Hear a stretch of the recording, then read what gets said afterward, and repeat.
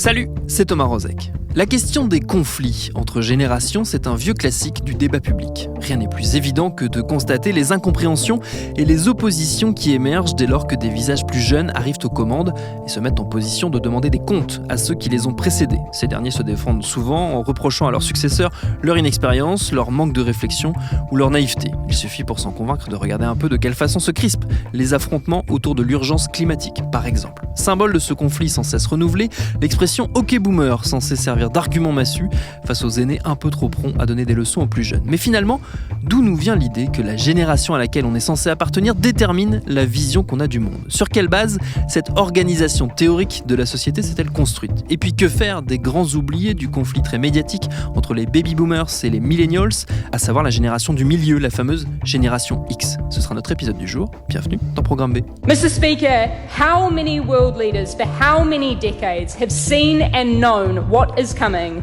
but have decided that it is more politically expedient to keep it behind closed doors? My generation and the generations after me do not have that luxury. In the year 2050, I will be 56 years old. Yet, right now, the average age of this 52nd Parliament is 49 years old. Okay, boomer. Notre invité pour tenter d'y voir plus clair, c'est Gérard Mauger. Il est sociologue, directeur de recherche émérite au CNRS. Il a beaucoup travaillé sur cette thématique, notamment en traduisant les travaux d'un des pionniers sur le sujet, le sociologue allemand Karl Mannheim. J'ai commencé en lui posant une question toute simple. C'est quoi une génération? Il y a deux sens, finalement. Mais il est un peu intéressant de les rapprocher. La notion de génération qu'il faut d'abord distinguer. Il y a la notion de génération familiale. Ça, on comprend très facilement ce que c'est. Il y a les parents, puis les enfants, puis les petits-enfants, etc. Ça fait des générations successives qui appartiennent donc à une même famille et qui sont engendrés au sens biologique et social du mot par la génération qui les précède. D'accord ? Donc c'est la génération familiale. On voit bien, donc avec la question des rapports entre ces générations familiales qui peuvent être de transmission, de reproduction, etc., d'héritage, tout ça, qui sont d'ailleurs tout ça à la fois, mais qui peuvent être aussi parfois d'opposition, etc., dans certaines circonstances. Bon. Voilà, génération familiale. Génération sociale, alors c'est une extension finalement de cette idée de génération familiale. Est-ce qu'on peut étendre à l'ensemble d'une société donnée la notion de génération est considérée que tous ceux qui ont à peu près le même âge auraient quelque chose en commun qui les distinguerait de ceux qui les précèdent, de ceux qui les suivent, et qui ferait qu'ils auraient effectivement quelque chose en commun. Qu'est-ce qu'ils pourraient bien avoir en commun, à part le fait d'être à peu près nés au même moment, quoi. Il me semble qu'il y a deux axes pour essayer de comprendre qu'est-ce que ça peut bien être, si tant est que ça veut dire quelque chose, une génération sociale. Il y a peut-être le plus simple, le schème d'interprétation le plus simple, c'est celui dit de l'événement fondateur. Bon, c'est-à-dire que ce qu'aurait en commun une génération sociale, ça serait le fait d'avoir vécu à peu près au même âge un événement qui les marquerait suffisamment pour les rapprocher et les distinguer de ceux qui les précèdent et de ceux qui les suivent. On peut donner un exemple qui, à mon avis, valide ce type d'idée, en tout cas, qui lui donne une certaine consistance, c'est la guerre de 14, par exemple, la guerre de 14-18. Quand vous avez passé, vous voyez, tous les jeunes hommes, tous à peu près, qui ont le même âge, se retrouvent dans les tranchées pendant 4 ans, on peut imaginer que ça marque, que ça marque de tas de façons, psychologiquement, socialement, corporellement aussi, voilà, que ça laisse des traces, quoi. Donc ça laisse des traces et que tous ceux auxquels on dit qu'ils appartiennent à la génération de 14 voient de quoi il s'agit, quoi.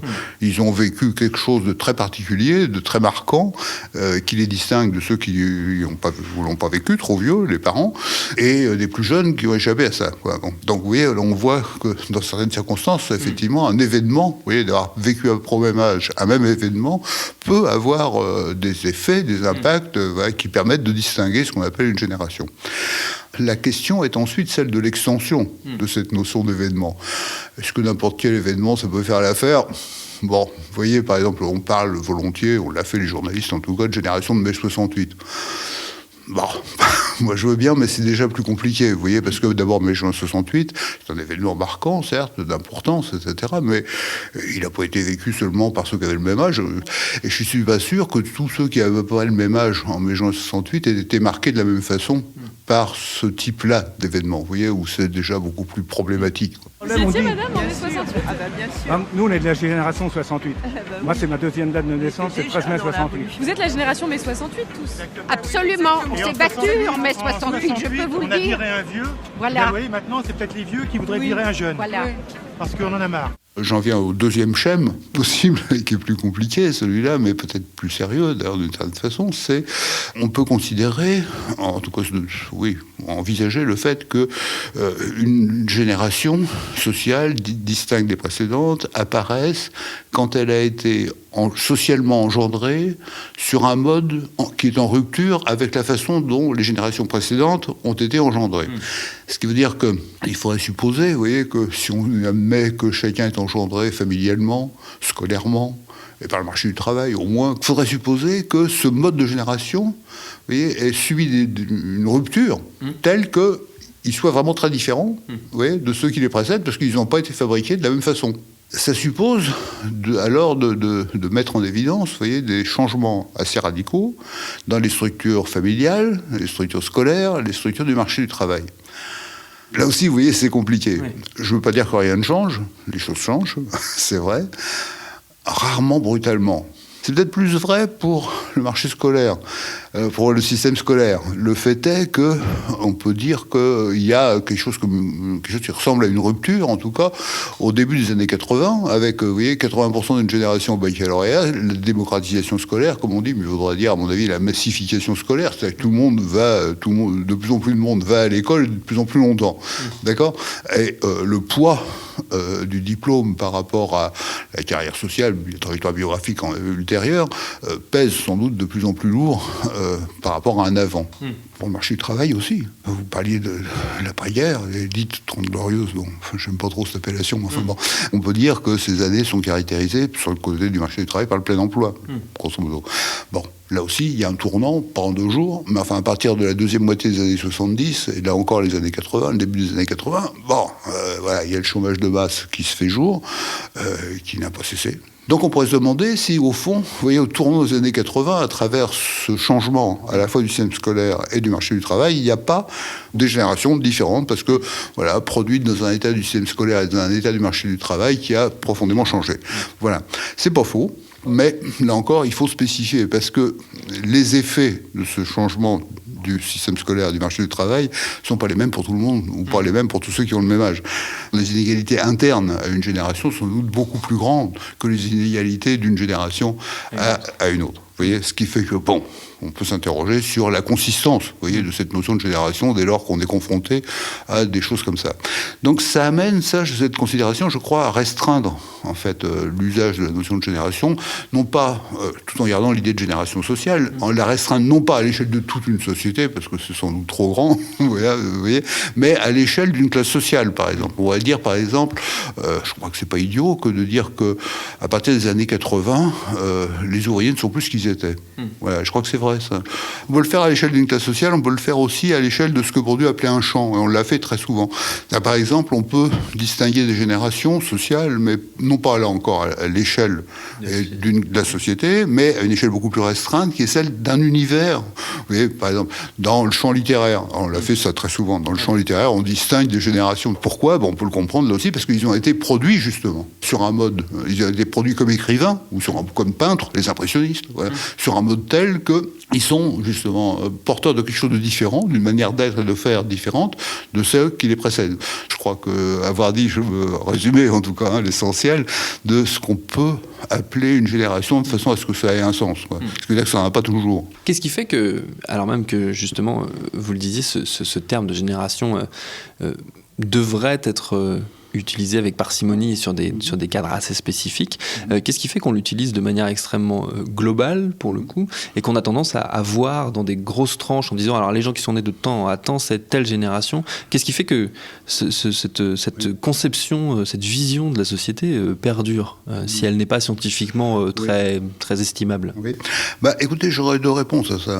Il y en a une qui est le fait que c'est une vision de sens commun que les gens tendent à partager, facilement, parce que c'est facile à comprendre à cause des générations familiales. C'est une autre réponse, qui est que décrire l'espace social en termes de génération et de conflit de génération, c'est pas le décrire autrement. Vous voyez, c'est aussi, par exemple, ne pas le décrire en termes de classe sociale, ce qui, à mon avis, serait quand même plus pertinent, soit plus de consistance sociologique qui de longue durée, vous voyez.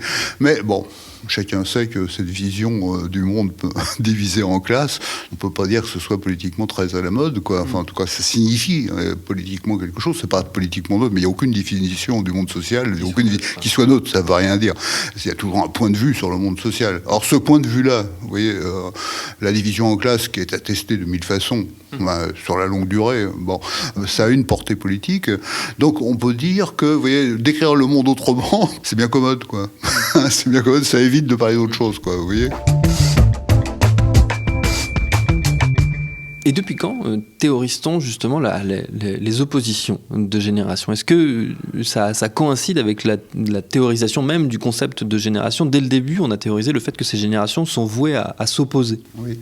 Il y a plusieurs éléments qui convergent dans le monde des idées pour produire ces idées de conflit entre générations. Il y a Freud, bien sûr, aussi. Il y a Oedipe. Bon, voilà, une espèce de vision qui légitime ça dans le cadre des générations familiales. Mais là aussi, on peut l'étendre facilement. La tentation est vive, évidemment, de généraliser ce type-là de représentation à, non pas l'espace familial, l'étendre à l'ensemble de l'espace social. Oui, à dire, voilà, il y a nécessairement des conflits de génération. Ce qui, là encore, n'est pas forcément idiot, mais efface ou gomme un aspect tout à fait essentiel qui est exact inverse du conflit de génération, en tout cas dans la famille, c'est la transmission, l'héritage.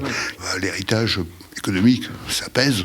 Et puis l'héritage culturel, c'est ce que Bourdieu et Passeron ont montré bien après, ça pèse aussi très très fort sur le devenir scolaire, donc social, des enfants.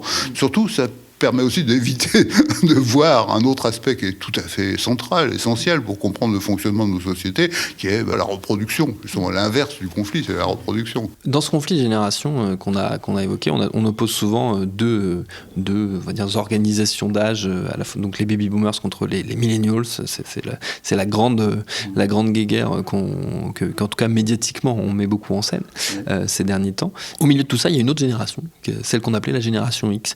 Est-ce qu'elle existe concrètement, cette génération ? Moi, je crois pas. En tout cas, défini comme ça, quoi. Je crois pas que ça veut dire grand-chose, quoi. En tout cas, j'ai jamais lu ou que ce soit une définition que je trouve, qui soit consistante un peu, à mes yeux. Qu'est-ce qu'ils auraient de particulier ? Franchement, bon, vous voyez, au-delà d'être confronté à une guerre scolaire de plus en plus intense, que le marché du travail, ça va pas être de la tarte, donc ça renforcerait fortement la guerre scolaire, etc. Donc c'est des gens qui sont confrontés, voilà, au moins à ces deux aspects-là, des conditions dont on peut dire qu'elles sont moins favorables que celles qu'ont connues ceux qui les précèdent. Bon, si c'est ça, génération X, moi je veux bien, quoi. Bon, on peut dire, voilà, ce serait mieux de regarder de plus près, à mon avis, mais bon, pourquoi pas, quoi, pourquoi pas. Voilà. Pour rester sur cette idée de génération X, comme on l'appelle, on a aussi utilisé parfois le terme de génération de la crise. Est-ce que c'est la même chose ? Oui, je dirais oui. Si c'est tant est que ça a un sens, à mon avis, oui, c'est ce qu'on appelle la crise. Alors, j'aime pas trop la crise parce que le problème, c'est qu'une crise qui dure 40 ans, oui, c'est pas une crise, quoi, quand même. Vous voyez, ou en tout cas, c'est donné à la crise un sens très particulier, quoi.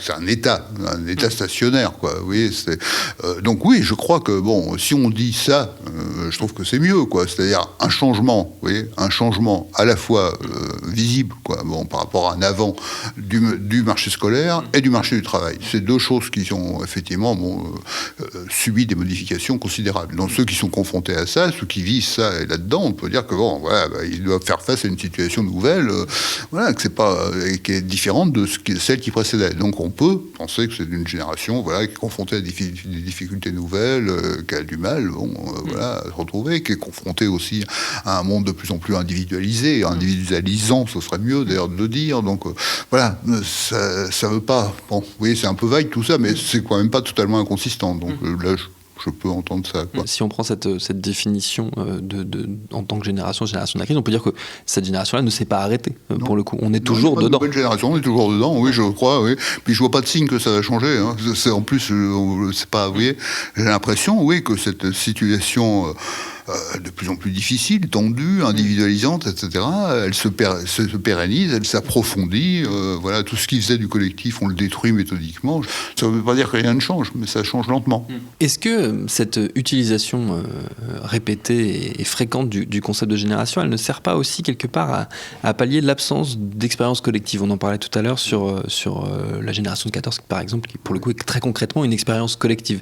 Ces expériences collectives, elles ont tendance à diminuer au fur et à à mesure que le temps avance, on a de moins en moins d'expériences collectives qui soient palpables à l'échelle d'une société ou d'une classe sociale.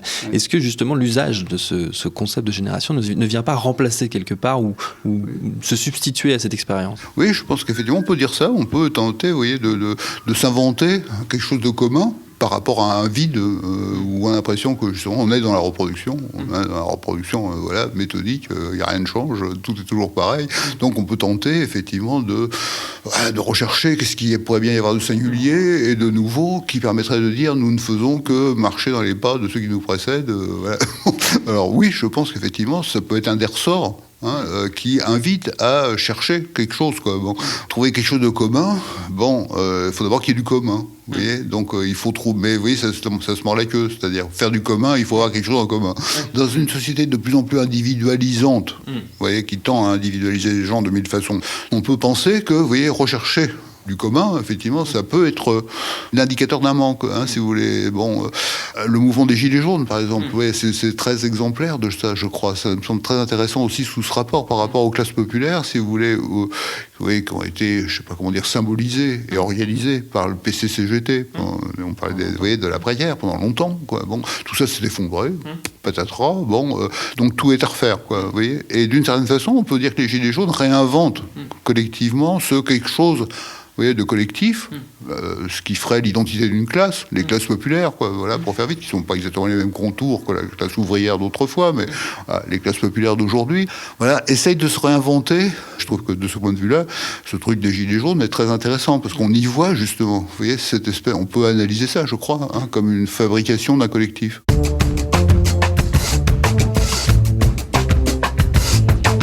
Un point par ailleurs que nous n'avons pas abordé, c'est celle de l'expérience collective culturelle, le fait pour toute une tranche d'âge de partager des films, des musiques, des pratiques qui lui sont propres. Ça aussi, ça peut permettre de percevoir nos sociétés par génération, même si là encore, il faudrait parvenir à penser ces traits communs dans leur dimension politique, si tant est qu'elle existe. Merci à Gérard Mauger pour ses réponses. Programme B, c'est un podcast de Binge Audio préparé par Lauren Bess, réalisé par Mathieu Thévenon. Abonnez-vous sur votre appli ou votre plateforme préférée pour ne manquer aucun de nos épisodes, Facebook et Twitter pour nous parler, et à lundi pour un nouvel épisode.